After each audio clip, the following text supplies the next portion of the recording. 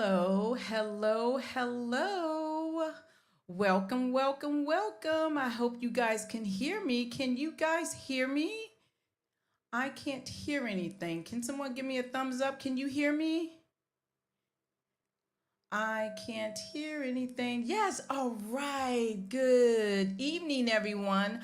Another day, another blessing, and another opportunity. I am so truly grateful. And if you are under the sound of my voice, you made it, and that matters. So, welcome back to Royalty Unfiltered, the space for real talk, real life, and of course, real fun. This is where we have honest, unfiltered conversations, the highs, the lows, and the lessons, the laughter, and everything in between. Nothing scripted, nothing filtered, just real conversations about this roller coaster called life that we are all riding together. I am your host, Royalty. As you can see, my co host is not with me today. Today is her mother's birthday, and they are out to dinner. So, happy birthday, Mom. Enjoy your dinner. I love you. I love you. I love you. I want you to have many, many more birthdays, and I will see you this weekend, God willing. So, that's why you do not see the co host today, but that's all right. I got three fabulous, credible women get ready to come on here and do their thing.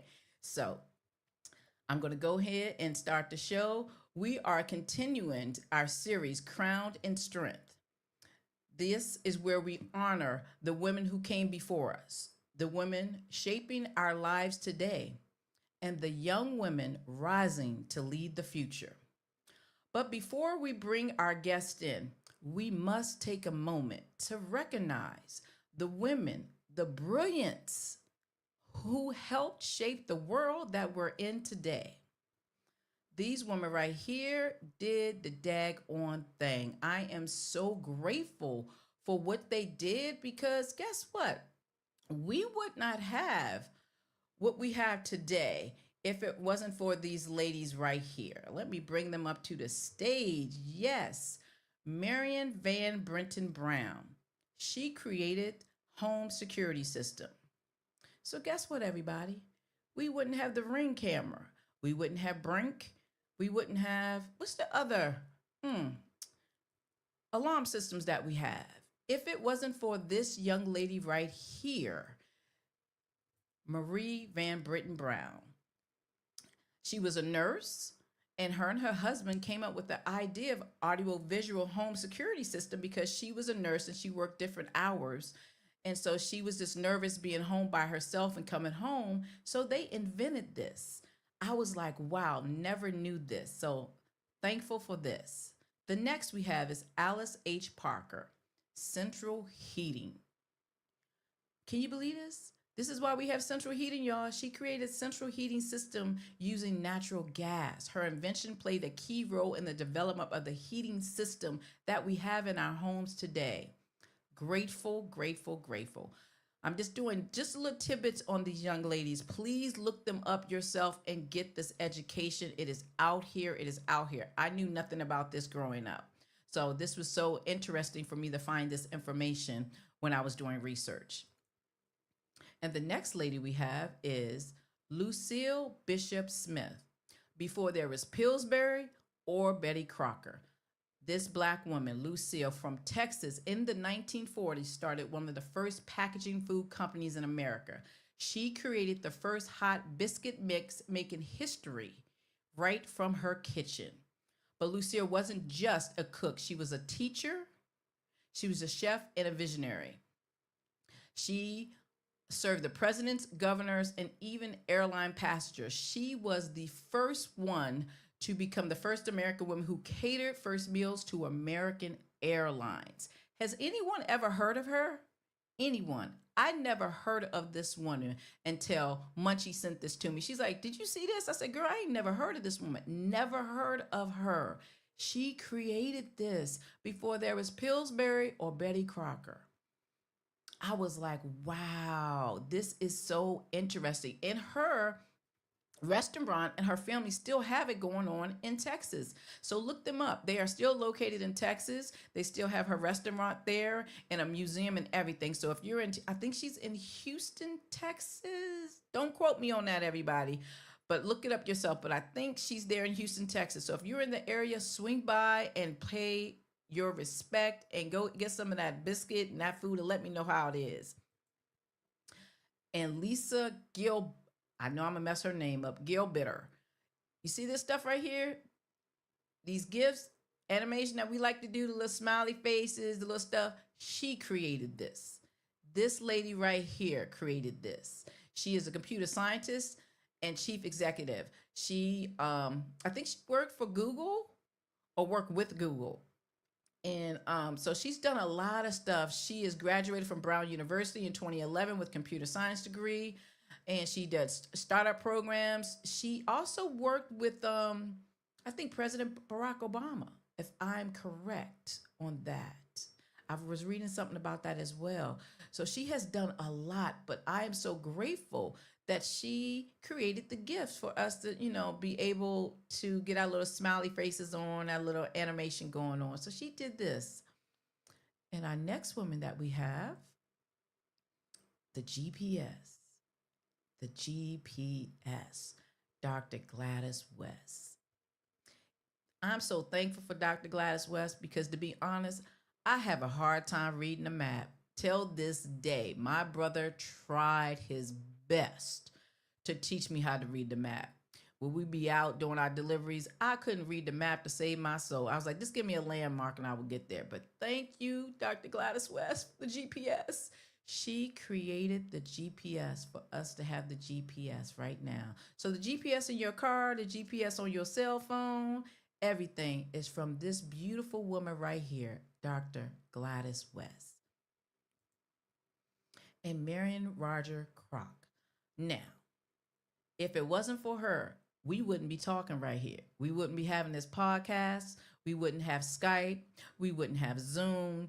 We wouldn't have StreamYard, any of this, because she developed voice over IP to make calls from Skype, Google, everything. So grateful for her. Yes, she is an engineer at Google, and she has developed a thing at AT&T and everything. She holds more than 200 patents. So grateful for her technology and her creating this, because look what we're able to do right now. I'm able to have this podcast because of her voice over IP. And last but not least, this lady right here. Anybody who likes to ride motorcycles, the women out here, that's me. This lady right here, Bessie Stringfield. I first heard of her from the all-female motorcycle ride, Bessie Stringfield all-female motorcycle ride from Curves, years ago. Never heard about this lady at all. She was the first African American woman to ride across the United States solo during World War II. She served as a dispatch for the motorcycle riders in the U.S. military. Her thing was she would toss a penny up in the air, and where it landed on the map, that's where she would ride her motorcycle. I was like, that's what I'm talking about. She was inducted into the Motorcycle Hall of Fame, I want to say 2018 in Milwaukee. And this last year, no, what year is this? This is 2026. In 2024, there is a documentary called To Myself with Love, the Bessie Stringfield story. Please check it out, everyone. It has received several awards. This lady right here, Bessie Stringfield, I am so grateful for her to even have the courage to do what she did in the era that she grew up, to ride a motorcycle across country by herself.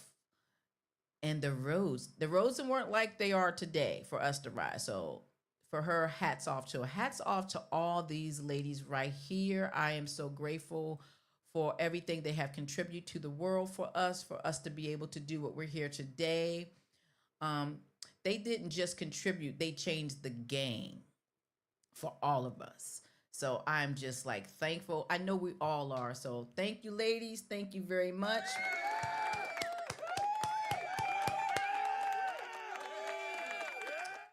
Yes. So we are grateful. We are so deeply grateful for the generation before us that fought for access. But this generation right now, they're not just asking for a seat at the table, they are building their own tables, and they ain't playing. They are launching startups, building brands from their phones, leading schools, organizations, owning businesses, running corporations, creating communities. Access opens doors, but ownership is building legacy. Right now, I'm going to bring our guest on to the stage. Our first guest.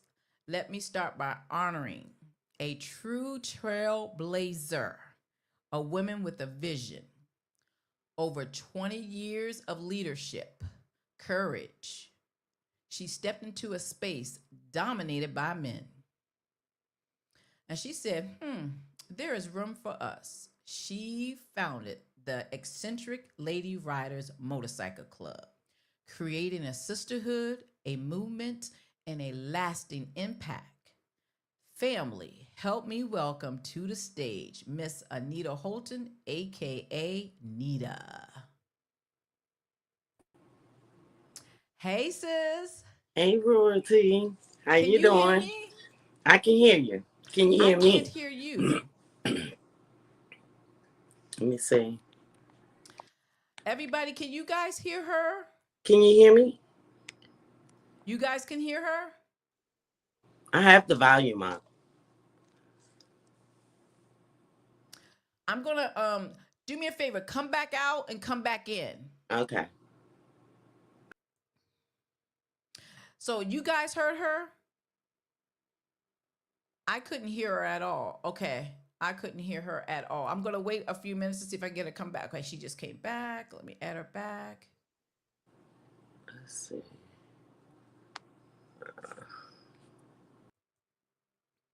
She's gonna come back. But yes, she founded and created a motorcycle club out in Baltimore over 20 years ago. Let me see. Hey sis, can you hear me? Hey, I can hear you. Can you hear me? My microphone is on. I don't hear you at all. Now, Uh, guys, do you hear her? Can you guys hear her? You can? All right. I'm going to try something else. Let me see if I can get you somewhere else, huh? I'm going to do something else. So just keep talking. We're going to figure this out because I don't know why I can't hear you. That is so weird, but that's all right. We're going to make it happen. I We're can going to hear make you it pretty good. happen. I hear you. On here, where are you? Let me see. Hmm. Well, I'm going to bring on my next guest. My next guest is Marion Jones Brooks. I have the honor of introducing her because she is very special to me. She's my godchild. She is, I'm so proud of her. I'm so proud of my godchild. She is a dedicated special education advocate with over 12 years of experience serving youth across Northern Virginia and now in Washington, Mm. D.C. From beginning as a Division One athlete at Norfolk State University, living abroad in Ireland and the Middle East, her journey is very powerful. But what truly defines her is her heart, her kindness, her patience, her service. She is also a proud member of the Delta Sigma Theta Sorority Incorporated, continuing commitment to community and social impact. And beyond all that, her most meaningful role is being a loving and supportive big sister, walking alongside Olivia's journey. I am incredibly proud of the woman she has become. Family, let me bring to the stage Marion Jones Brooks. Hello, Marion. Hey, Hey, man. And that's so weird. I can't hear you either. So, you know what I'm going to do, Can you hear me, everybody?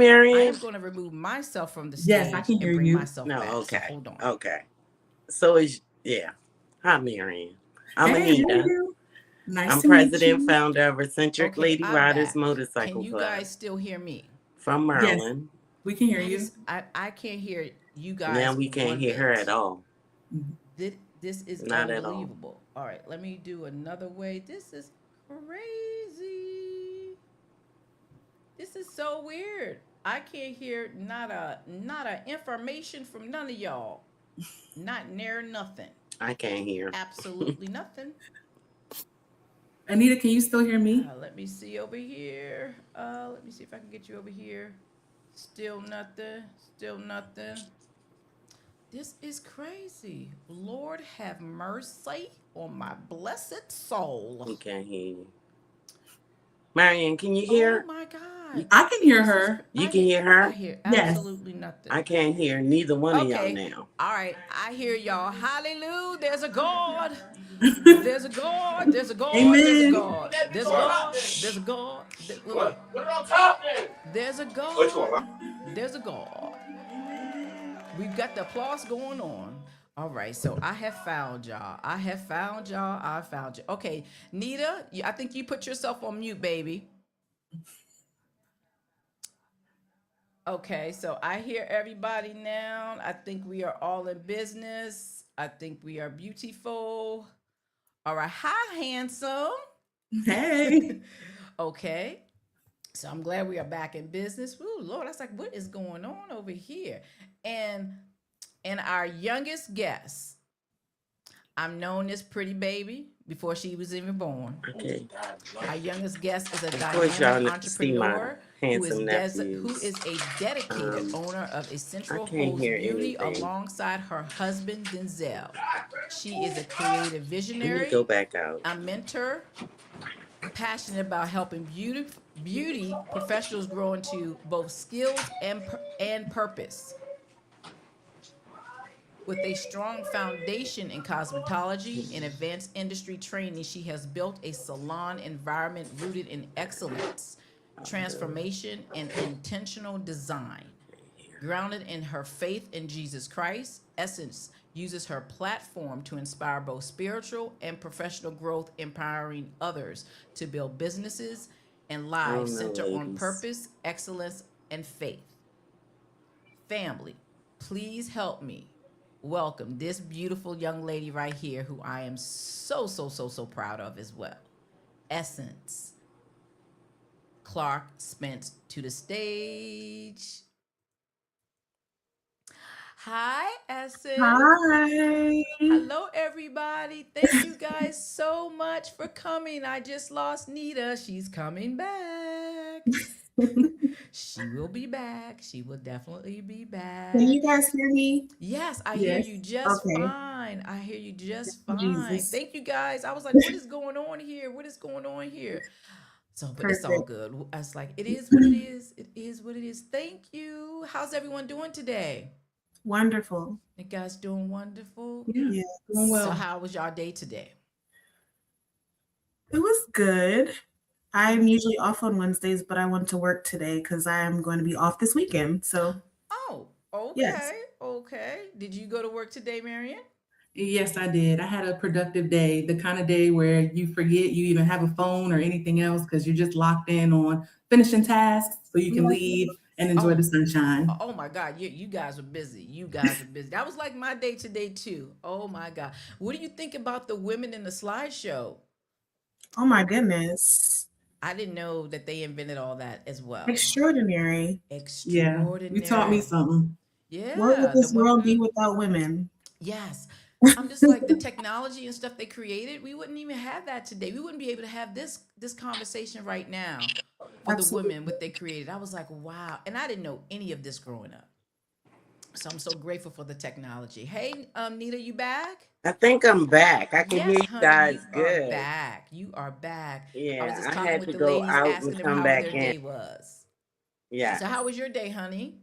it was good. It It was was good. good. It was good. So Yes. each of these Right. women, each of these women represent a different path of leadership, but together they are showing us something powerful. Women are no longer waiting for opportunities. They are No. creating their own. Mm. I want to start this off. Who are the women in your lives who shaped you to who you are today? Let me add this. saying. You may go first, Essence. Who these people in this picture right in this beautiful picture right here? The women in my life that shaped me, that beautiful woman at the top in the denim, that is my mommy, Miss Ramona Lynn Clark. And that there at the bottom, that picture is so special and important to me because it really represents just honestly a picture of how these women have stewarded and loved me throughout my entire life. Those are my two grandmothers Mm-hmm. and my mom on my wedding day. So that is just really, really special to me. And you can see my mom is caring for me right there, and my grandmother has her back That as part. well. And that is quite representative of how they care for me just in general. Awesome. Um, but I love those ladies with all my heart. They're resilient, they love the Lord, and they're just everything. So All right. I can't see anything now. I'm sorry, guys. Oh, that's okay, Nita. This All right, camera. Marion, who are these beautiful people? All right, I'll start in the top right corner. That is my mom, who you affectionately refer to as Cool Breeze. Cool breeze.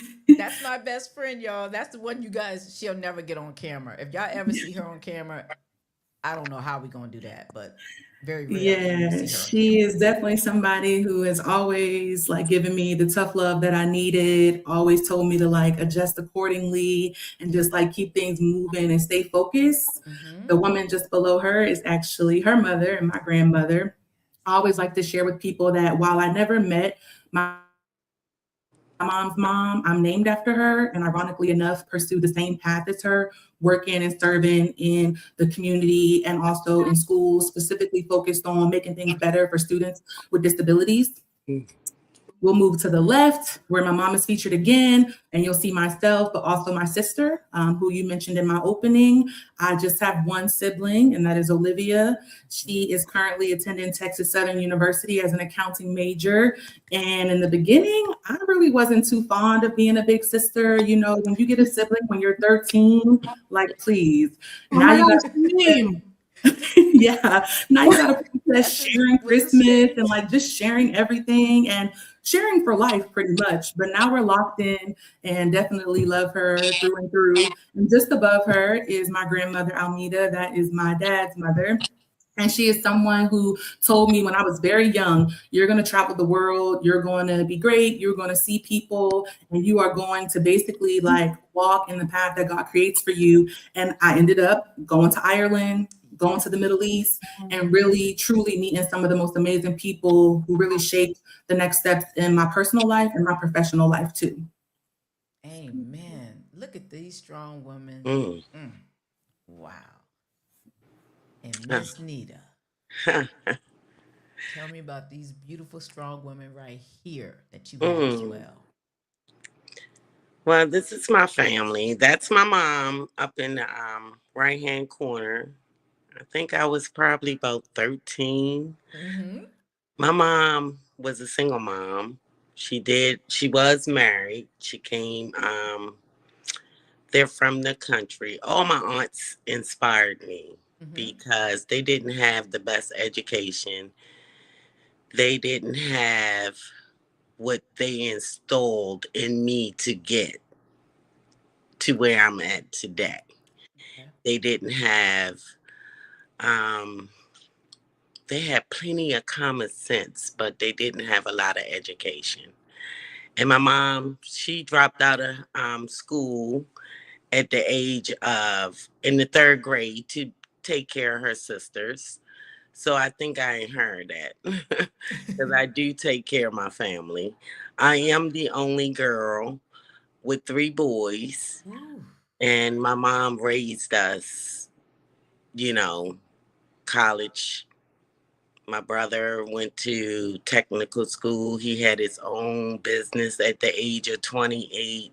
Mm-hmm. So she boosted us up to become something that she would never had imagined herself to do with her education. Awesome. Yeah. Awesome. She encouraged us. She That's a gave us blessing common right sense, there. integrity. She really was an inspiration. Now, with the strong women that you guys had in your lives and stuff, what specific did you learn from them? The strength that you got from it, Mm. from your the women in your lives. What strength did you get from them? My mom, well, let me go first Go ahead. because my mom had five other sisters, and by me being the only girl, she would always send me to their houses because they had other kids, other female, brothers and sisters. Okay. I was the only girl. And she left the country. She didn't want me to be in the streets in the city. So these ladies I watched taught me integrity, to be leadership doesn't necessarily have to be loud to be a leader. Your work ethics Okay. makes you more important than you trying to have money, power.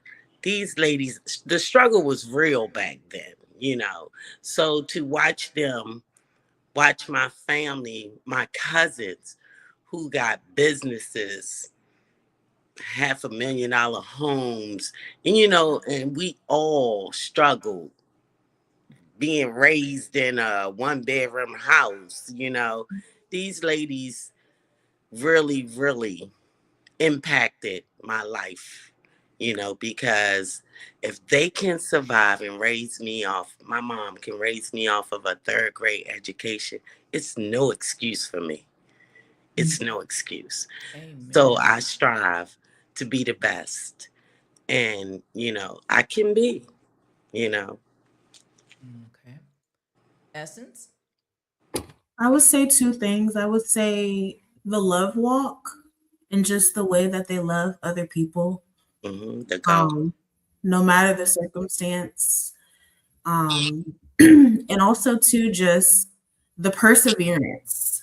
Mm, Mm. Um, the way that I've seen my grandmother and my mother, and also to my grandma Clark, which is my dad's mom, Mm-hmm. persevere through so many things, so much opposition, life circumstances, life altering situations, and they just were so resilient. They never made an excuse, no. got it done. Mm, Their attitude stayed intact. The love walk stayed on point. And I mean, they were just such examples on how to love people well. And Mm-hmm. they loved me well. And so I always say that their love for me has been one of my greatest reflections of like how God loves me, you yeah. know? Mm. And so that would be like the top two for me when it comes to the women that I hold high. Oh, Mhm. wow. Okay. All right, Marion. So I would like to add that my mom has really taught me the power of belief, Mm, believing in others and believing in yourself.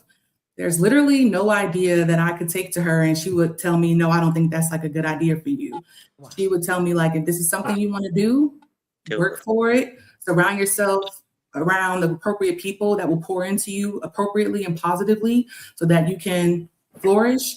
And Mm-hmm. then also just not to look at obstacles as anything you can't overcome. I've seen her go through, several challenges and figure it out, and not to let, your head hang low and just count yourself out. My mom has always taught me, like, count myself in. I can do anything I want to do, and I roll with that level of confidence into every situation that I face because it's true. Wow. Look at the blessing right there. You guys got it from home. That's what I'm talking about. That's what I'm talking about. Wow.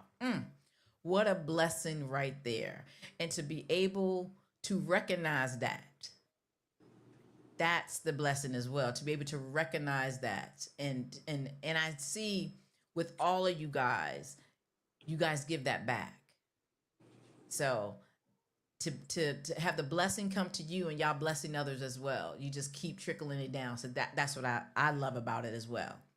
Now, Nita, I got a question for you, honey. Mhm. What made you step into a male dominated world over 20 years ago and Mm, start a motorcycle club? Especially time when women were often seen mm, as the backpacks, mm. aka passengers, not leaders. Well,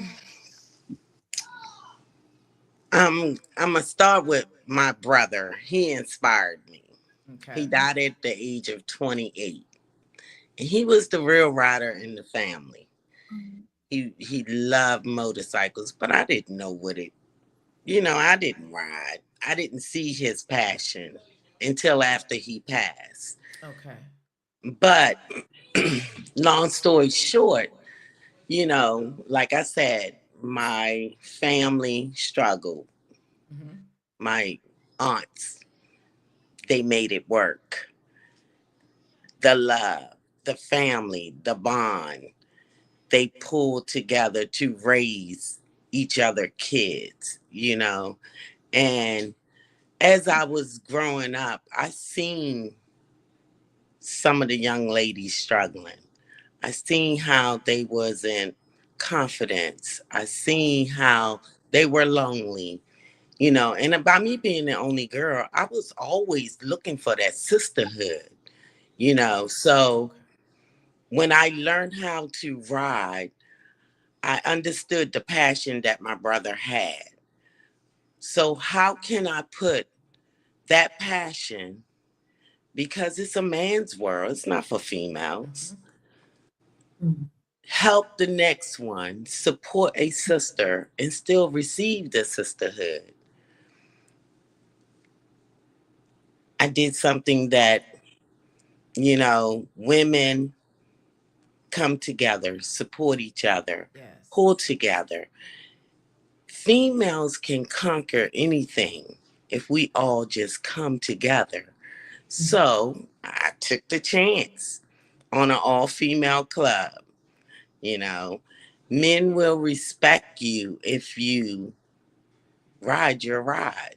And that's what I did. I rode my bike. Like you brought up Betsy. I did Yes. the California ride from Maryland to California to represent Betsy, Ooh. you know. So when men seen that women is doing this, Mm-hmm. men hasn't even conquered that ride yet, Yeah, you there's know. some men. So that's why I You earned the stepped out respect, there and wanted to help the next one. And that's what my club is really built on, helping each other.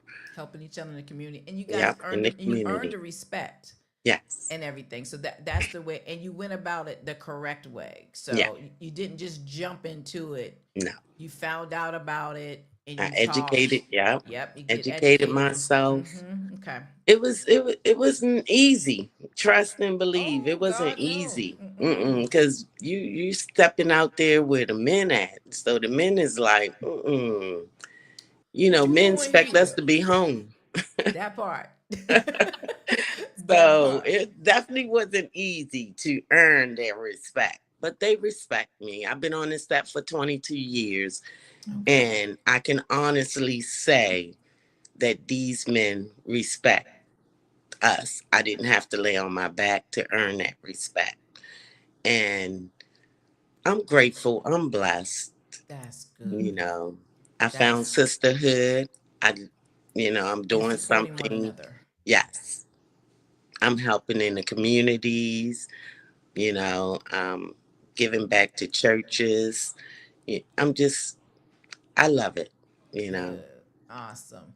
Now, Essen and Oh, Marion, question: what inspired your leadership journey? Were you talking to me? Either one of you can go first. The question Oh, is, what inspired your leadership journey?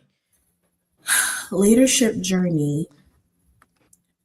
Um, I would say my leadership journey was inspired by going to the salon with my grandmother at a very young age, and we went to this salon in Alexandria called Hair Expressions. Mm-hmm. And there was a lady there who owned the salon. Her name was Gladys Hampson. And I was in love with just what she did. And I didn't even want to be a hairstylist. I just wanted to be Miss Gladys. I know Like that's right. I know she that's right. she was a boss. She owned a hair salon. She had like 20 stylists working for her. Wow. She owned the barbershop that was across the hall. It was in an apartment building in Alexandria called Southern Towers. Oh, And it was an African salon, and they sold clothes. They sold Kincaid and fish dinners. And she lived in Fairfax, and she was very wealthy, not just in money, but just in spirit. And okay. she was so happy and so joyous, and she loved the Lord, and she always had a prayer and an encouraging word, and she was just so rich. I mean, talking to her, she was so wise. And I Wow. just love to just glean from her all the time. I just remember so many conversations where she would tell me, like, you can do this, Mm-hmm. and I'm like 6 and 7 and 8, and I would answer her phones and sweep the floor and wherever Miss Gladys was doing, I wanted to do it. And Wow. I think my passion started with business before it started with hair. Mm. I Okay. just wanted to be like Miss Gladys. I wanted to have a group of women who I could help, lead to the next level of their life. She was so helpful, and I just loved her so much. And so I think that she is the one who really shaped my perspective on leadership, Okay. in knowing that a leader serves, because she served them so well.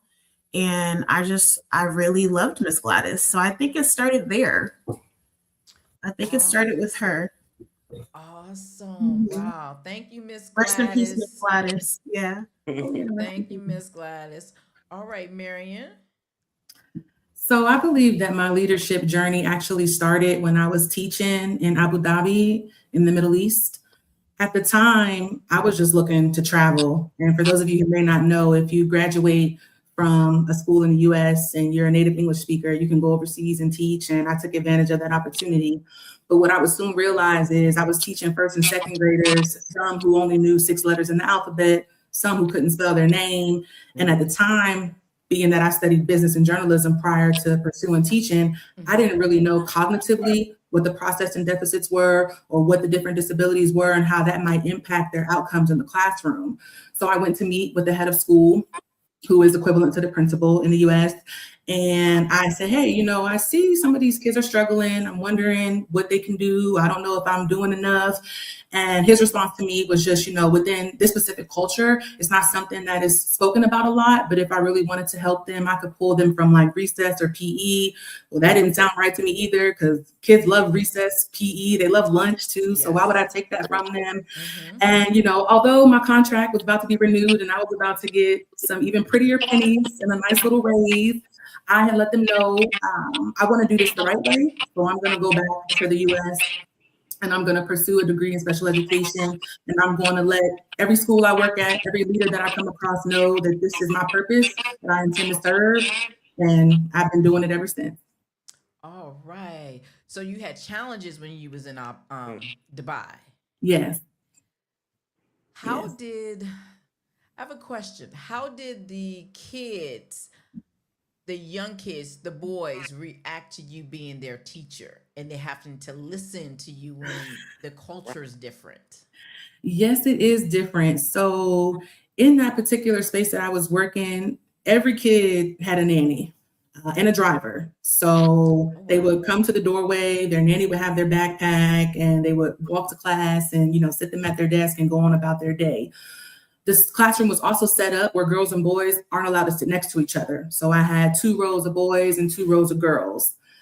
The boys didn't always take me seriously, but being an athlete and coming from Ireland and working with youth pretty much throughout my entire life, I was able to put 2 and 2 together that I needed to make it competitive, have spelling bee games, math challenges, things that got them Oh. up and moving and kept them active mentally and physically. So they took to me over some time.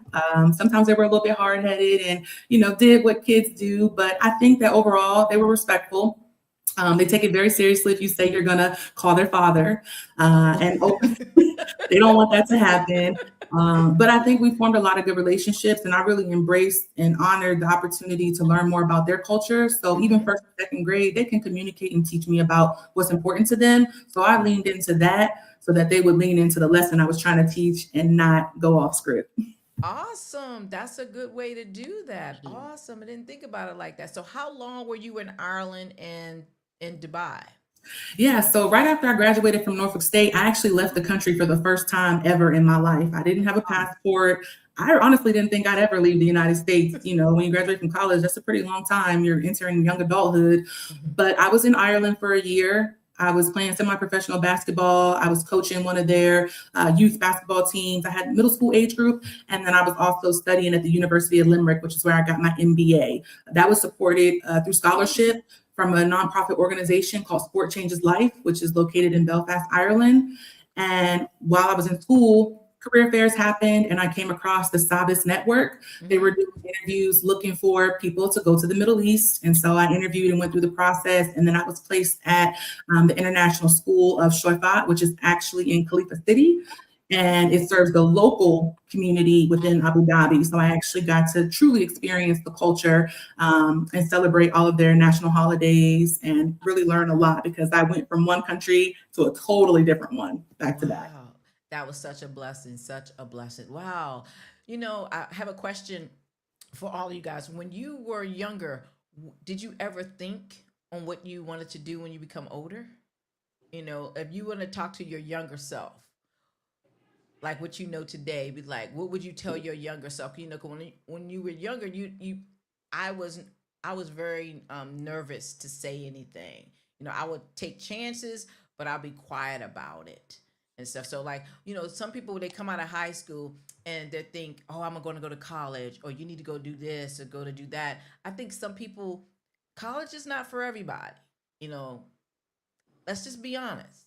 Yeah. You know, you don't want to send your kids to college. They think it's a paid vacation. That's a very That expensive part. vacation.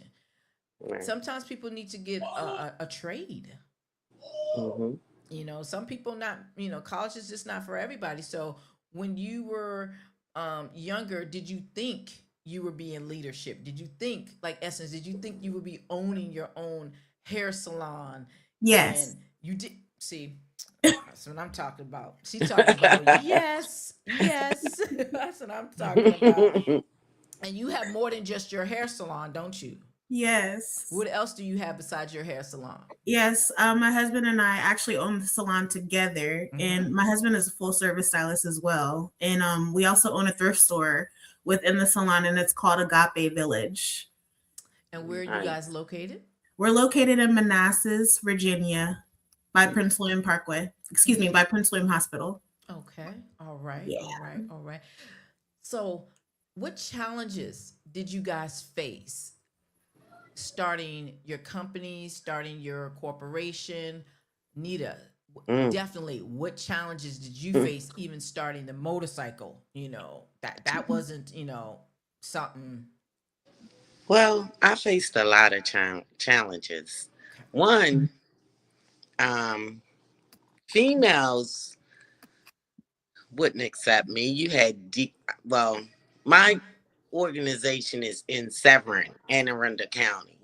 So PG County thought I was in Baltimore. Baltimore thought I was in PG County. Okay. So neither DC or Baltimore would accept me as a club or take me serious. They knew of us, but they wouldn't take us serious. Okay. Um, the men feels like we're coming into their world and we start trouble. A lot of their issues come from women, and so it wasn't easy. You had the women over here looking like, oh, they're trying to take our men. You had the men over here looking at us like, oh, they trying to outride us. So it wasn't, a easy journey for me. I Mm-hmm. had a lot of females I had to go through to see if they were loyal, dedicated, committed. I had a lot of knives in my back. Okay. So, but I would never give up. I stayed on course. I was determined I'm going to find the right women for this organization that see the same vision as I see. Um, when we get on our bikes, the kids, they love it. They Mm. like females ride motorcycle. Mm-hmm. I worked for the Department of Motor Vehicle for 19 years. And everybody would say, "You don't look like you ride a bike. So what do a biker look like?" Yeah. So we definitely would stereotype far as the community, our jobs. One time my job wouldn't even let me in the building because I had on motorcycle gear. So, Wow. we definitely be stereotyped, and I try to educate them so they can know that a bike is not cutting up between cars flying. Exactly. They just need air. you know, we can't. Uh-oh, we Mm-mm. lost her. Okay, Essence, what were some of the challenges you faced starting your businesses and stuff? Um, I would say my biggest challenge was the transition from corporate industry to private industry. That Mm. was a challenge for me. Just the what you go through mentally when you have um, developed a staff, built a team, and then Mm. you have to start all over.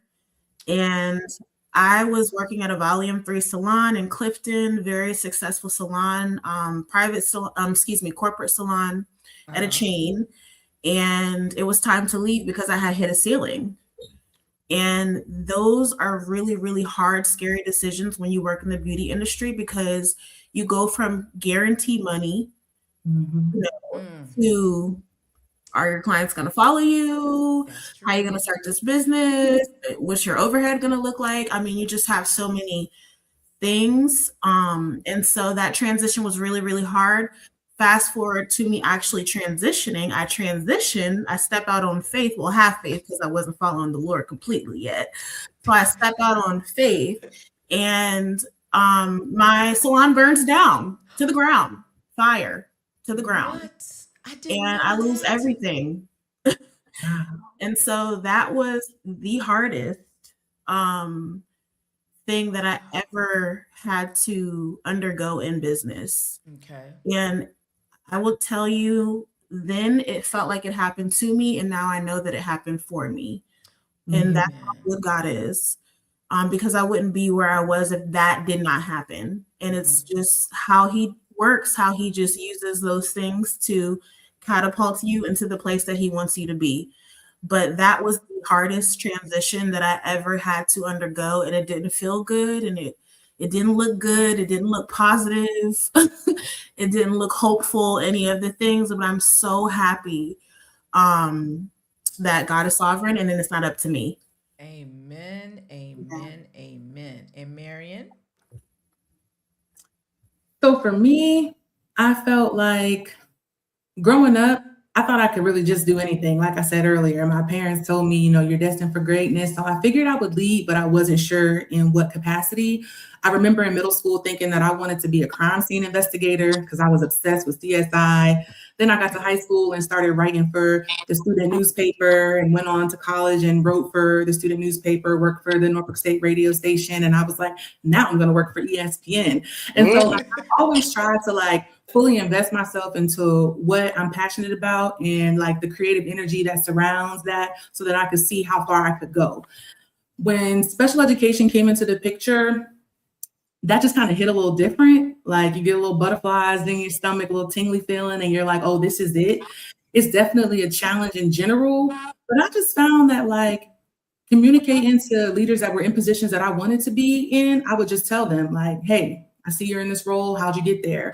Can I talk to Okay. you about how you prepared? what you got to do as far as credentials, and then what other experiences you sought out so that you could be the best leader. So I was the teacher assistant making $11 an hour. I was, figuring it out because I knew I wanted to be there for the kids and for their journey and to help them excel in areas that oftentimes are overlooked for like the very most vulnerable population in schools at times. And I think that the challenge came when I wanted to go into leadership, making sure that I wasn't being pushed ahead of myself, like as if I'm not ready to do it, like I need to take some time to pause, reflect, and make sure I have my things together. Because in special ed, turnover is so high, they'll just take the next person and put them in a position sometimes if they feel like they have the credentials, but sometimes they lack the skill set, they lack the patience, they lack the kindness and the camaraderie that leading a team in this particular field requires. And I think what I ended up running into when I wanted to become an assistant principal, which I ended up doing at age 27, was that I realized people were looking at me not only because the color of my skin, but because I'm also a female and I'm young. And I probably at that time was one of the youngest assistant principals named that school year. But I just let people know, I'm supervising you. Yeah, you might have been my teacher when I was in school here, or you might, have 20 years of experience, but I'm here because I chose to be here. You chose to remain in the classroom. We can work together, but you have to honor and respect my position because I'm only going to do what I can to support you and make you better. Because even though you're not leading from where I'm leading, you're leading those kids in the classroom. And that means a lot to me. So we're going to take that seriously every day. Amen. Amen. Let me tell you, y'all right here, y'all ladies right here are doing the daggone thing. Y'all are doing it. And this is just incredible just to see you guys out here doing it like this. And at a young age. At a young age. But I want to talk about with the current policy we got going on now. And it's detrimental in the workplace right now, especially with women of color. And when y'all get disrespected in the workplace, how do y'all cope with that and how do y'all handle that? Well, my husband's very respectful, so I don't. He's my only coworker. So he's very respectful.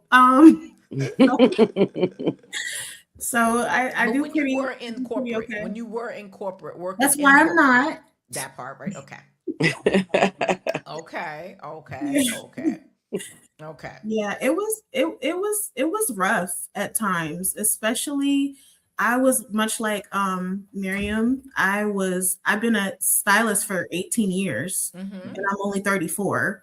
So working at a Volume 3 salon, all of the people who worked with me, they were much older than me, and they were all different cultures. I worked in Clifton, and so it was, Asian people and then like Middle Eastern people, and then I'm your boss and I'm 24. And so that was a bridge, y'all. That was a time, but I think that the best way to handle them, I respected them. Okay. And I was taught, Miss Ada, you know who my mom is. Yes, I do. And so disrespect is not an option. And so I think that I earned the respect of the ladies by, letting them teach me. I'm here to learn. Although I'm your boss, I'm here to learn and I'm here to glean, and so I think that just having a mutual respect for one another was helpful to me. But when it came to people, higher ups, it was hard at times. But in my industry, that's when you just put that church finger up and you go ahead and, you move on. You exit stage left. Yeah. Now, how would y'all recommend or give advice to the younger generation who are about to go through stuff like that, or who've never been disrespected, who've never had this type of interaction as they're about to grow and elevate themselves?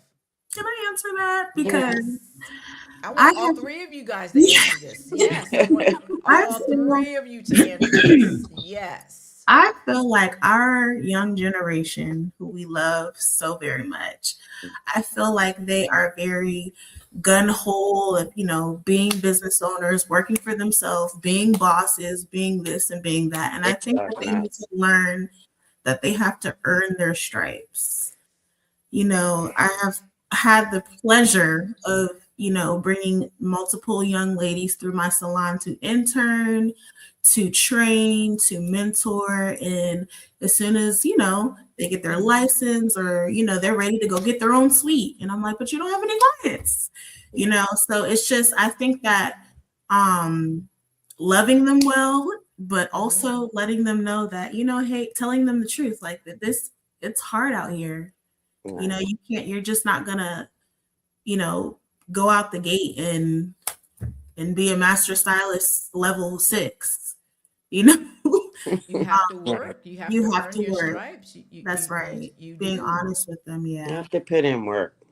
Yeah. You have to put Put in in work. work. Yeah. Everything don't come easy. This new generation thinks everything is easy. It's They can do microwavable. it. No questions asked. You can't tell them nothing. They don't listen. They just so gung ho on, I can do it. You Hmm. did it. Why can't I do it? You Right. know, but we educated ourselves. We had good role models to put us on the right path. Mhm. Hmm. This new generation, they don't see that. They got all the answers already. But They we coming also out with it. worked. We worked. We worked hard. We Yeah. worked hard and long hours. I Yes. think people, they see what you have and they think you got it. I'm like, no, we No. worked. Sometimes Right. we worked 12, 13 hours a day, 7 days a week. We worked big Sweat, time, tears. you know. you It know. Yeah.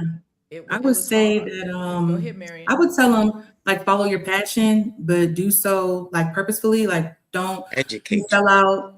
Don't exchange your morals for something that you'll regret later, and don't just follow the money because if you follow your passion and you like pray on it, the money will come. them. And then Mm. once you get into the space where you want to be, your attitude and your actions will reflect whatever comes next for you.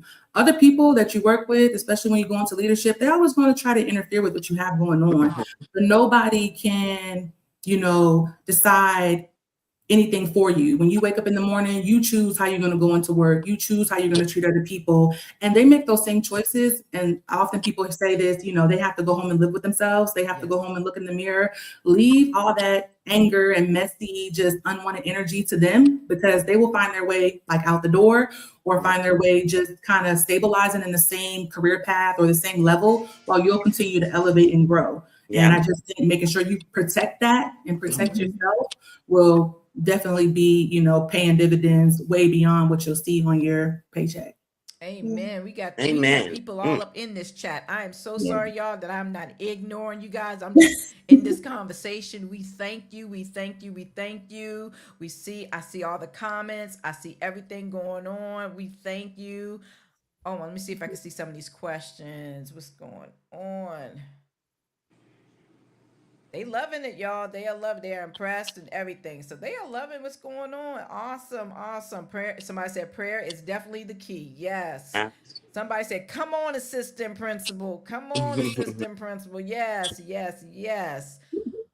You know what? You guys are absolutely right. Because my thing is, I would like to know, especially the younger generation, when did the language change Mm. towards women when some words that were considered disrespectful are now used as a term of endearment? When did women allowed all the disrespect and thinks it's I'm still correcting acceptable? mine. I'm Yeah. not going for the disrespect. I'm old school. I don't care how old they get. That's not right.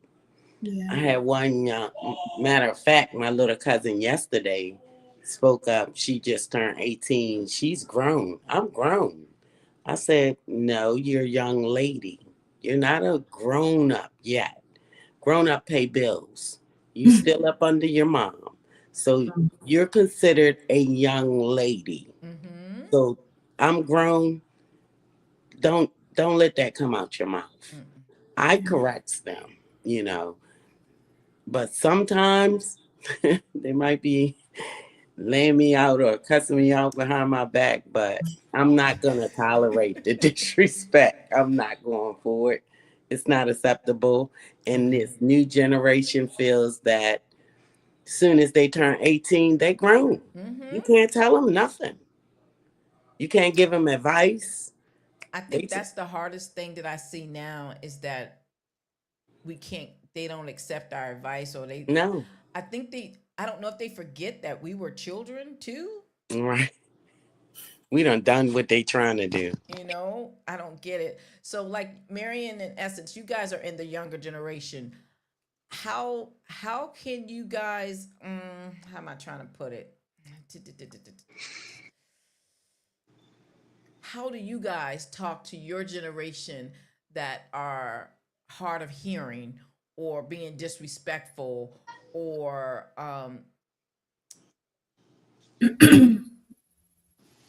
you're trying to steer them on the right path for them to elevate, but they're not understanding? They're trying to go with the in crowd and stuff. How do you shift them? Because you got the younger cousins, you got your Mm-hmm. sister, Mm-hmm. and a Mm-hmm. lot of them are followers now, and they're not realizing that this social media Mm. lives forever. Yeah. All right. I think what you said is true. They're followers. And so I think, the best thing I can do as Auntie Essence is lead well Mm-hmm. and Okay. give them something good to follow. Um, that is the best example that you can, to give a young lady is to lead well and to love them and not, be judgy, like pull your Mm-hmm. shirt up, da, da, da, da, you know what I mean? Okay. I'm more of a, you know, you're so, I would love to see your pretty face and not your chest. Okay. I think just being gentle but being true is a definitely a good approach. And then also too, for all of the young kids and generations, it's so funny because my kids that come in the salon, their parents be like, "Can you talk to them about?" I be telling her about her shirt, and they're like, they're telling me because they know. I mean, if you're in my chair and your mom asks you a question, you're what? I'll tell you in a minute. I think you need to lower your voice a little bit. Your Mm-hmm. mom is paying for your hair, you know? Okay. I'm that person. And so I think just being gentle and being kind is the best approach, not being judgmental, and just leading by example and loving them. And I am constantly reminding these kids of who they are. You know, hey, beautiful. Hey, young lady, Yes. if you know what I mean. Mhm. You got to Awesome. remind them of those types of things. Yes. How you doing, young man? Mm-hmm. I'm not, hey girl, I'm not your girl. No. Okay. I'm not, hey friend, none of that, hey sis, none of that. I'm Miss Essence. Mm-hmm. I'm that. And that's I how it's love you, supposed to be. I love you. you Okay. know, Right. So I think just loving them and auntieing them as much as their parents allow. You want to be respectful of that, but yeah. Okay. Marion. I would say I learned through coaching basketball from like fifth grade athletes through high school age athletes that the power of building a relationship really opens the door for the younger generation to listen. And when I was coaching initially in the beginning, I was like a yeller. I was like kind of crazy. I really wanted to win. I don't know. I was probably looking crazy on the sideline. But when I started coaching Olivia, my little sister, I noticed that she wasn't really taken to that type of language just from me, that type of energy, that type of volume. And so I started to figure out like, how can I reach the team and what can I do outside of basketball? So you're doing events that encourage team bonding. I would have them start to do journals either at the beginning or the end of practice to just like say like, what's on your mind right now? What's on your mind after? How are you feeling? And if you want to talk about it, as you mentioned, essence, judgment free zone, let's have a conversation about it. And communicating in ways that they understand. So instead of like talking at them, showing up for them, supporting them, being their biggest cheerleader. And when I saw the shift in me and my own sister's relationship, I was just able to apply that on and on. going to her basketball games, cheering like a mad woman, just Mm-hmm. like rain or shine, whatever happens. It's not a mistake or it's not an end of the world if you miss a shot or if you lose a game. What can we learn from this? How would you grade your own self for how you perform today? And what are you going to do better next time? And how can I help you? I can't say I've had too many instances of disrespect, at least none that I acknowledge. I just think like I'm a really kind person, and anytime I've been disrespected, I just be following the process. So if I'm Okay. supervising you, I'm writing you up. If I'm coaching you, I'm gonna have a conversation with you and your parent, and maybe you'll be on the first quarter. Like I feel like there's a process to follow, there's a way to learn. And if you continue in any space that I'm in, personally, professionally, or athletically, then one of us is no longer going to be there. And it will most likely be you if the disrespect continues. She said, "Can Ooh. I see the manager, Can please?" I see the manager, please? Give me look, hold on. What did the young kids do? This. That's y'all thing. This. Yeah. What? That's what I'm talking about. All right. Oh, y'all, God, we got a comment that says, "Grown people don't have to tell anyone that they're grown. It shows." Right. Oh, we gotta Right. get applause on that one. Right. We Okay. gotta get Mm-hmm. applause on that one, y'all. That Mm-hmm. part right there. That part right there. Wow. I have a question, ladies. Hmm. What's something you had to unlearn in order to become the woman you are today? Oh, I'll jump in. I had to unlearn that no is not a negative thing. Just like you can figure it out. You can, for me, I transitioned it from one of the leaders that I was working with just a few years ago to not right now. And so take an opportunity to go back and reflect on maybe why you got that no, why you experienced what felt like rejection, and just come back even better so that you can get whatever it is you're trying to accomplish. Good one. Good Good one. one. Essence. So there's a list. So I'm gonna talk about what I had to learn professionally Mm-hmm. to get where I am today, and that is that hair is not a color; it's a texture. Mm. You know, my clientele is like all different textures, races, ethnicities. And I think that when I initially started, I wanted to just do black hair, and I would not be where I am today if my mom did not force me to go work at a hair cuttery and say, no, you need to learn all textures. All And textures. I learned business, I learned marketing, I learned inventory, I learned leadership, I learned coaching. If I were to just kind of stay in that box, Mm-hmm. Mm-hmm. I would not, be where I am Wow. today. Yeah. Awesome. Nita. Mm. Well, I probably will undo the fact I had to learn that everyone is not raised the same, everyone not brought up the same, That part and right there. everyone don't think like Nita, you know. So I had to learn compassion. Mm-hmm. I had to be more humble. I had to be more understanding and patient with Mhm. these ladies because a lot of them upbringing is so different from mine, you know. And I learned, and I'm grateful for it and blessed because they taught me as being a leader more about myself. I learned from them as well as I'm teaching them, you know, about the culture of the motorcycle community. So I had to learn and undo a lot of things because I am, like I said, I am the only girl, that was brought up in my household. So to be around females, I had to learn to adjust. I had to make changes within myself. And this person on the set was your mentor. Mm. Oh, you're going to make me cry.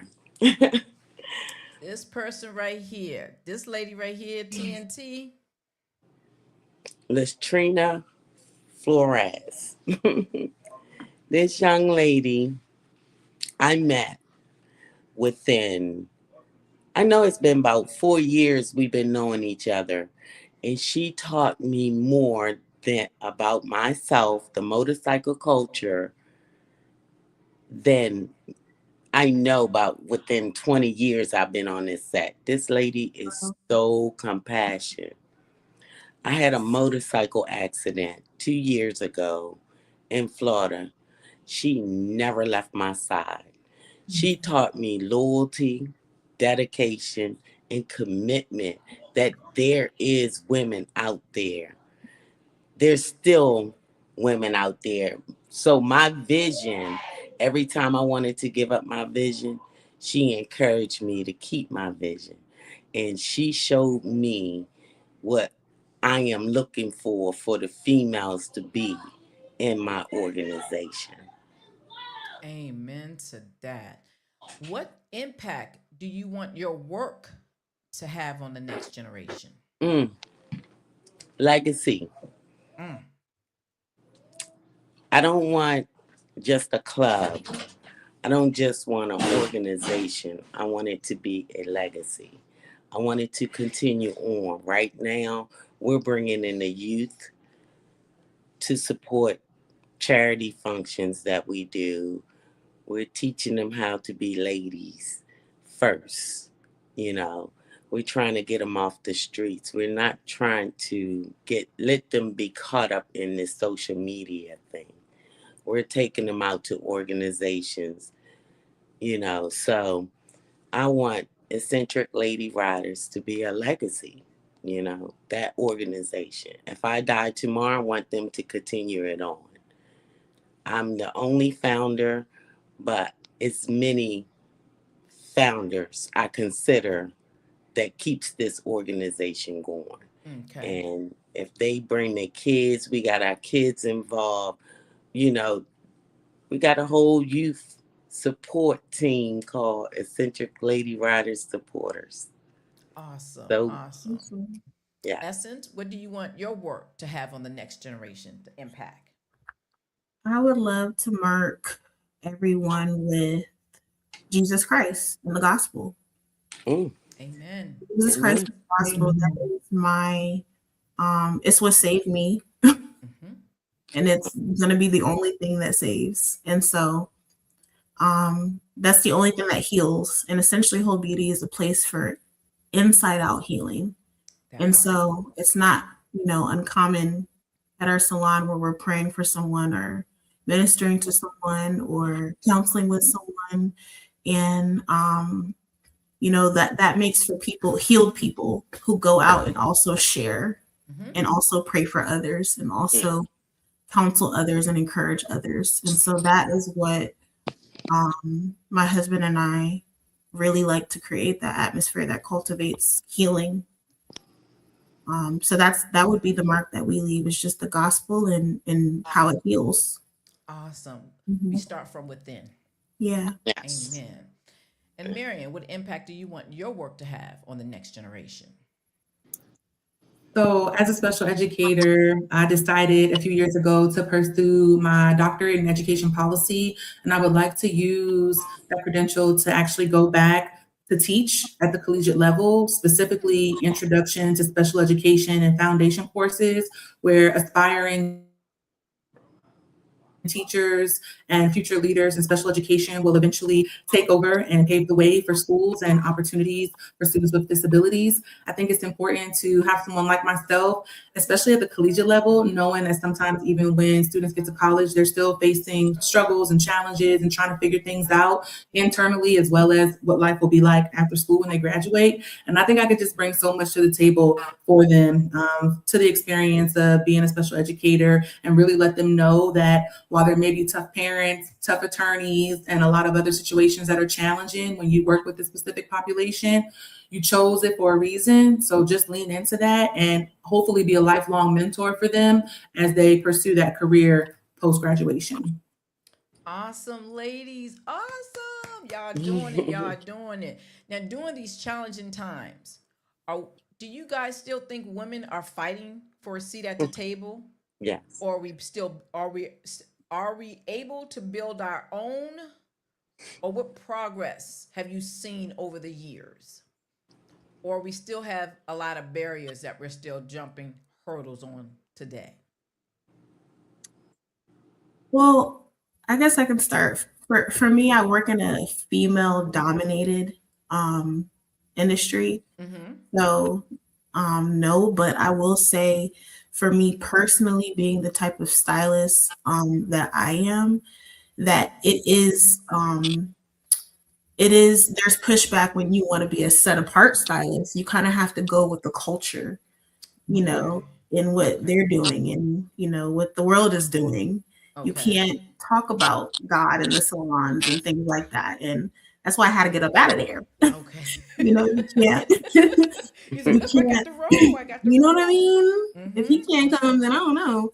But, you can't, it's not, you have to be a certain type of stylist with a certain type of message that brings a certain type of look and have acceptance to this. And you have to just kind of be, and that's the struggle, for my industry. But I'm in a female dominated Okay. industry. But for my husband, he's had many challenges, you know. Oh, I can Yeah. only imagine. Yeah. And he does women and men. So he's gotten the like, you can do my hair or, yeah. Okay. All right then. Marion. Oh, I was going to do the nickname. Ooh, I was about to do the nickname. It's all good. I think that someone once told me, like, you don't think you're ready, but you are. And Oh, so, not to be nervous or afraid or hold back if there's something that you want to present that will help, like elevate your work, or if there's a new project that you think it could be beneficial in the space that you're serving, just go for it. Like tell someone so you can at least get it off your chest. And then that might be a thought partner for you to really talk through the ins and outs of what it is you want to see happen. I also think that just staying ready. Like, you might not think you're ready, but if you just like invest and pour into your own self, that hard work, and you keep your head level and your energy solid, you will be able to just really do a lot of great things. I have found just recently in starting a new role that a big thing is like going to present in front of instructional superintendents and talk to them about special education compliance in the nation's capital, which is where I serve. And I just started like 3 months ago, and my first presentation was yesterday. And the feedback that I received was that's the best presentation they've had all year. They invited me back. They want me to go to schools with them and speak to Oh, principals that are having these special education investigations happening at their schools because it's costing hundreds, thousands, millions of dollars. And so I think sometimes the struggle in the space of education is burnout, definitely retention, trying to find your way and surround yourself by other fellow educators that are like-minded, but ultimately just got to keep putting yourself in the room that you want to be in, even if you don't think it's kind of like fake it till you make it, but like don't be fake, but just like have that kind of confidence. Like I'm going in here, I know what I'm going to talk about. There might be a question they ask me. I can just say, hey, I'll get back to you. Like I can commit to getting you an answer, and I can commit to making okay. whatever change it is you want to see happen for a process. But I'm in this room because I want to be here and I aspire to be where you all are, and I'm going to do what I need to do to make that happen. All right. That's what I'm talking about. What you think, Nita? You think they got it going on? I think we came a long ways. Yes. I think we might not get that seat at the table, but we standing beside the table. Yes. Yes. We're about to sit down soon. Yeah, I think And I we're just about to think sit that down. we as females needs to encourage one another more, That was support one smart. another more, and be there for each other. How can we go about doing that without the Mm, jealousy and the messiness and being genuine? How can we communicate, go about that? communicate. I think a lot of females judge each other off of looks. They don't sit down and have a conversation. I found out and found to believe that once I have a conversation with you and you get to know Nita and not judge me for who I am or what someone else said about me, Mm-hmm. Mm-hmm. you're you tend to come around more. And that's what I think we need to create a safe space for each other, Yes. as females. Once we feel safe, then we tend to open up with each other. Okay. I think us as women, I think a lot of inner work, should be done because, Mhm. we can sometimes there's just a lot of projecting, if you don't Yes.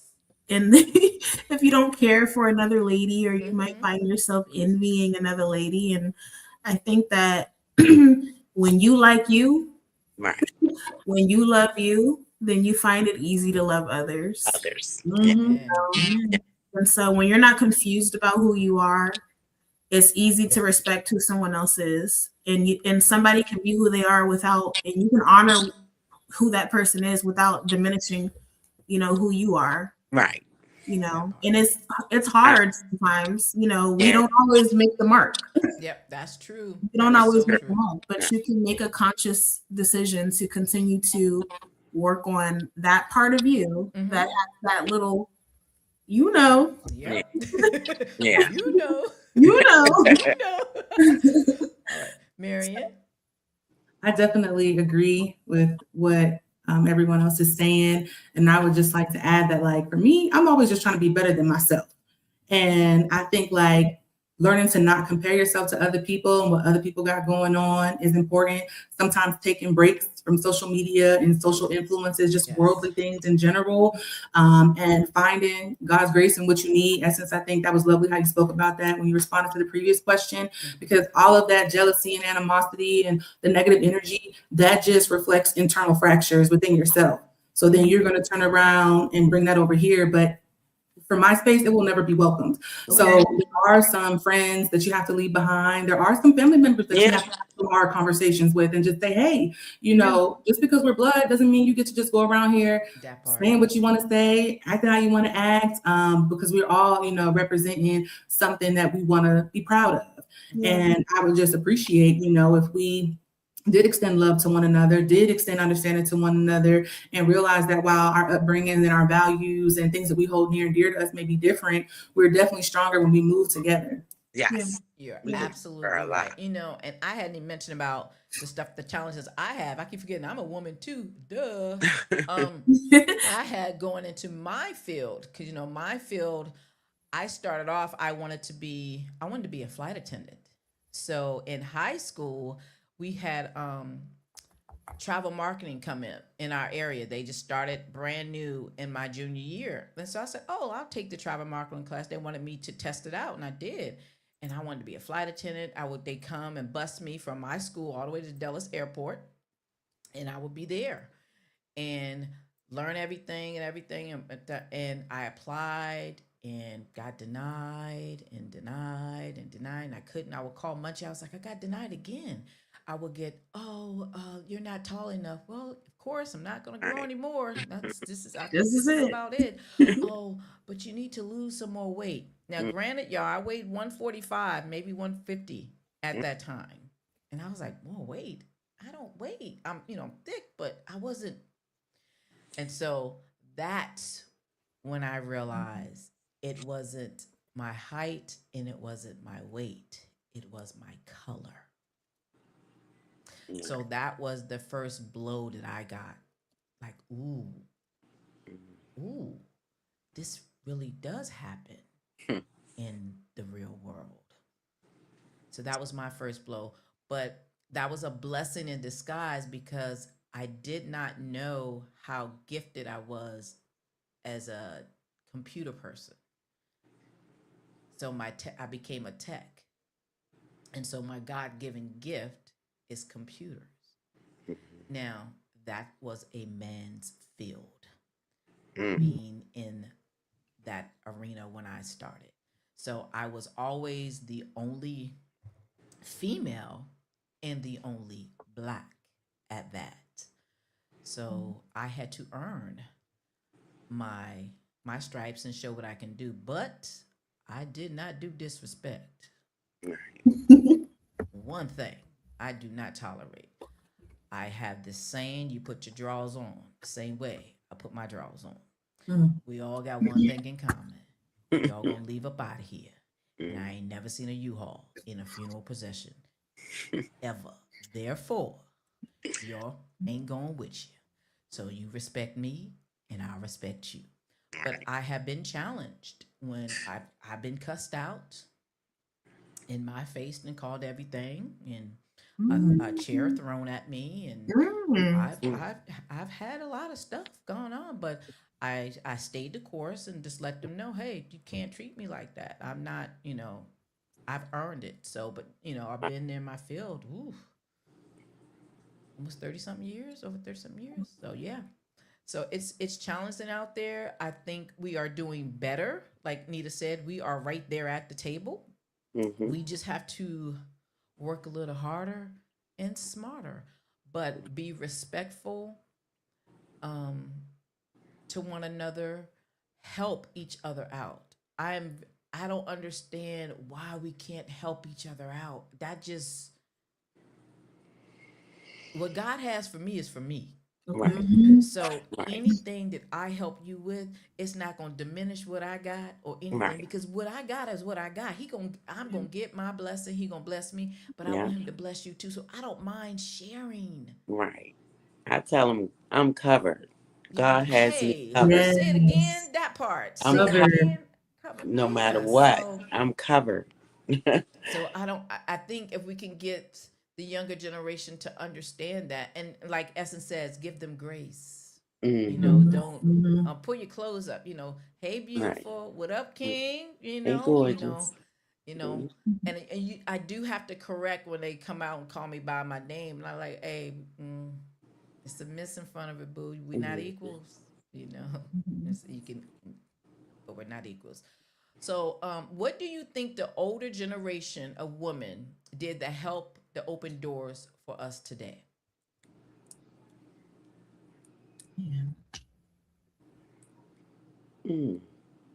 Well, I can say, in the older women actually, like you said, Betsy, um, like look, TNT, these older ladies paved the way for us.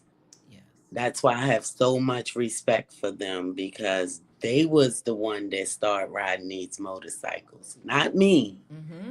you know, and I respect that because they stepped out in that man's world and they made it possible for me to be able to ride my bike And we next thank to them. that man. So Yes, I will have to shout out Frankie Torch Thompson Frankie, smooth, and Smooth from the Road hmm Divas. yes, Those two women right there. That's who and taught me out how to here, ride yeah. my chariot right now. If it wasn't for them ladies and seeing them on Channel 9 News at 11 o'clock at night, Wow. that's how I ended up riding. I ain't had no bike. I ain't own a bike. Oh, it was something you wanted to do. I've always wanted a dog and a motorcycle. That's all I Yeah. ever wanted. And so that's how I ended up riding, seeing them on Channel 9 News. And I called Mhm. them. And Wow. they taught me everything and anything. So I thank the woman as well. Marion?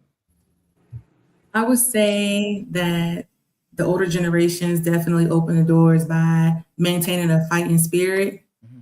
just like continuing to push through and figure out what they needed to do to succeed.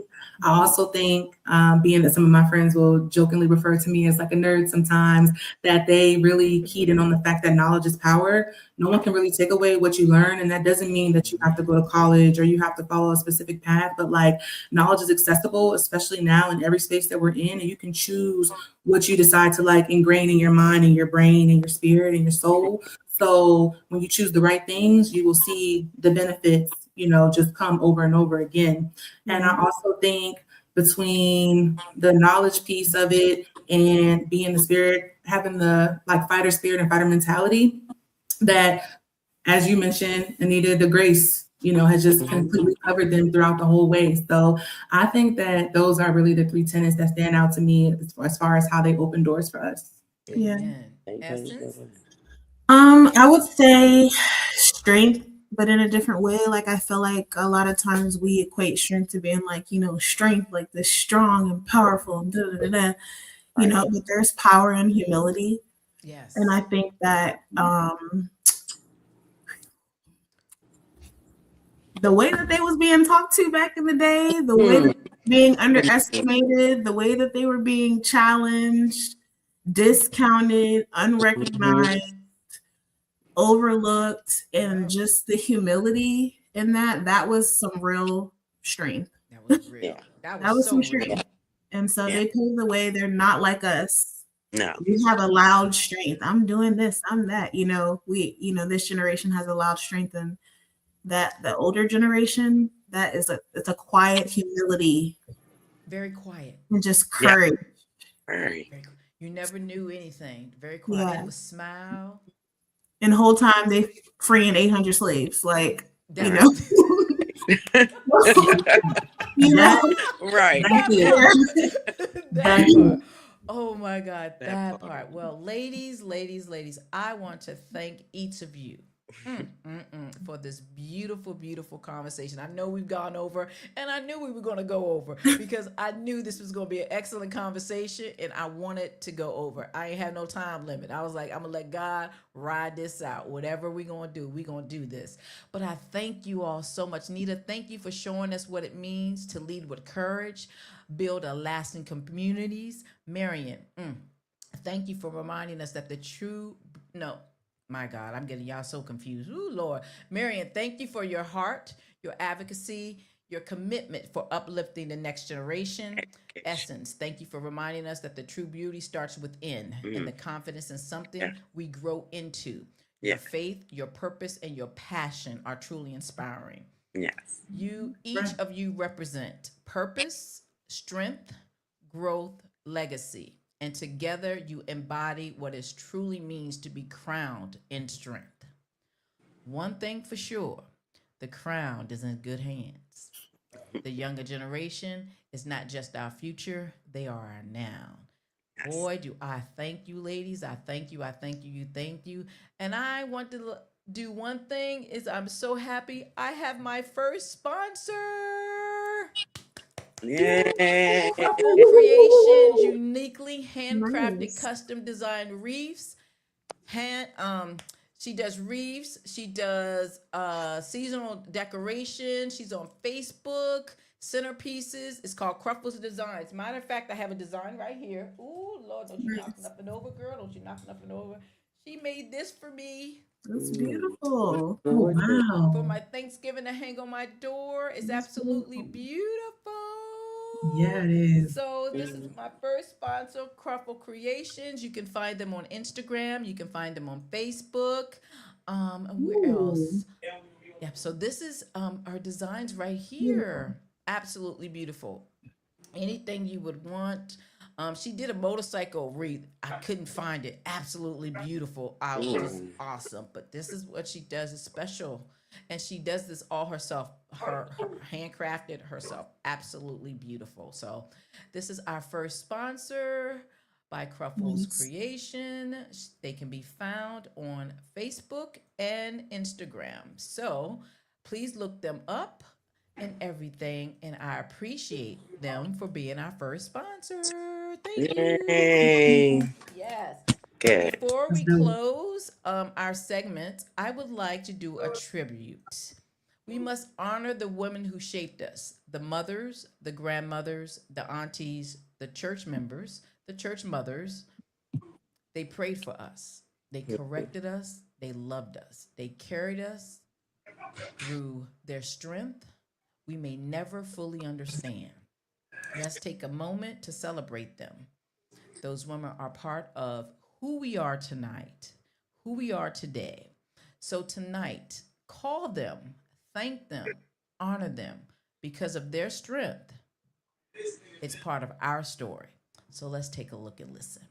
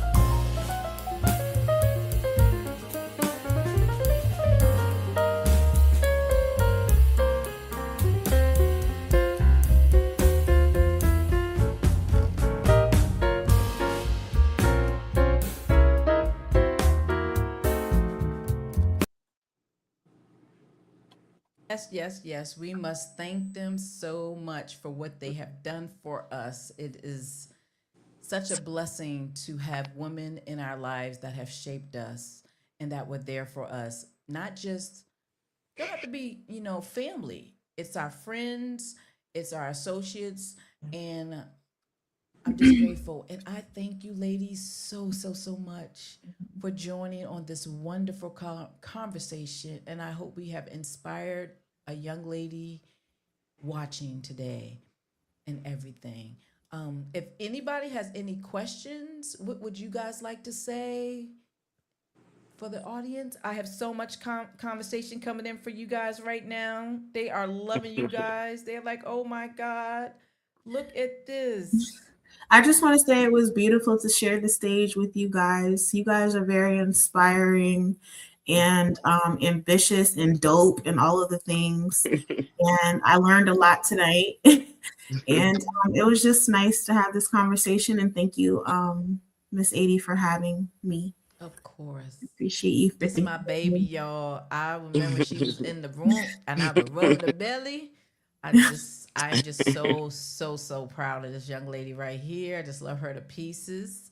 And y'all love my God baby right here. Yeah, definitely. Just want to say thank you for this opportunity because it's not often that we get to take some time to just have some real talk and real conversations and honor history and try to uplift those that are coming after us. And so I definitely appreciated sharing this time in this space and having this conversation with everyone. Awesome. And my girl right here. Now, let me tell you about this girl right here. This sister right here. The day that I got on the set and we met, we have clicked and we have been friends ever since. We might not talk every day or all the time, but if I pick up the phone, we have not, like, we just stopped. Nothing stopped. We there, whatever. She's like, hey, sis, you need anything? Just a phone call away. I love her to pieces, her character, Yeah. everything. She is Thank you. sisterhood. She is there for whatever she can do to help you. She's there. And I'm just so proud of you. Miss Thank Anita, she really is because every time she called me leading up to this, she talked about you. you. Oh, Yeah. thank you. Thank you. This was an opportunity because this is my first podcast and I was terrified. And my sister calmed me down today and told me I could do this. And I appreciate You did a being. great job. You did Thank excellent. you All so of much. y'all did Thank you so excellent. much. I'm I love her to so, death. so. I love you more, girl. I love you more. Um, I want to thank you guys. The next episode, guys, be for the next on Royalty Unfiltered. We are stepping into a conversation that is real, raw, and necessary. Autism in the Black community. Oh, Raising Good. children with special mm, abilities. I don't say disabilities. Yeah. I say special special need. abilities because there's Mhm. nothing wrong. Yeah. Autism does not come with a manual, and Mm-mm. in our community is often comes with silence. But Yes. what happens when we start talking, when we start understanding, when we start showing up differently for our children? This is more than an awareness. It's about love and support. And trust me, you don't want to miss it. So, everyone, until next time, my beautiful family, purpose over pressure, truth over perfection. This is Royalty Unfiltered. Real talk, real life, real fun. We are riding this roller coaster called life together. God bless you all. Have a wonderful and blessed 2 weeks on purpose. This episode and every episode is dedicated to my brother, Brian Eric Duncan, Mr. Dunk. Your love, your laughter, and your spirit continues to live in me. I am trying my best every day to keep moving forward. I miss you. I miss you. I miss you. I love you. God bless you all. Peace. See y'all in Good two night. weeks. Good night, everyone. Peace. Thank you. Bye. Love.